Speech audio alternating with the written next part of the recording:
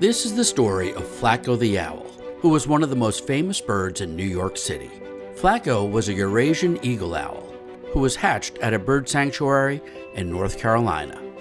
Soon after, Flaco arrived to his new home, the Central Park Zoo in New York City.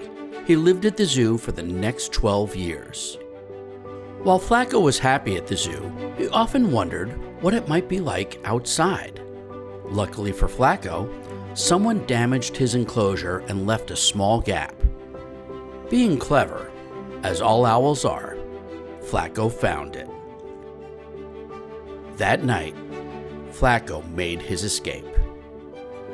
It turns out, flying was not as easy as Flaco thought. The city was loud and busy. The police tried to rescue Flaco. Even though Flaco was afraid, he was also very brave. Flaco didn't want to be rescued. He had other ideas. He wanted to explore Central Park. He wanted to peek into people's windows.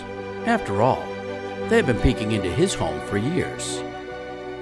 And who doesn't love New York's nightlife? He was a night owl, after all. The zookeepers were worried about Flaco. They were hoping to catch him, but they could not even find him. Can you find Flaco? A week later, Flaco was spotted with a rat he had caught all by himself. The zookeepers were very relieved. Now that Flaco was able to fend for himself, they decided it would be best to leave Flaco on his own. Flaco loved his newfound freedom. He was often spotted on the Upper West Side of Manhattan or in nearby Central Park. He had his picture taken often. He was on TV and in the newspapers. He was all over social media, and he even had at least one book written about him.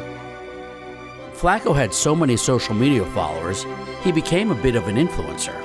Flaco's story of bravery were an inspiration to many. Flaco knew he could always return to the safety of the zoo, but he was a brave and curious owl. Although risky, Flaco decided to live out the rest of his life as a free owl.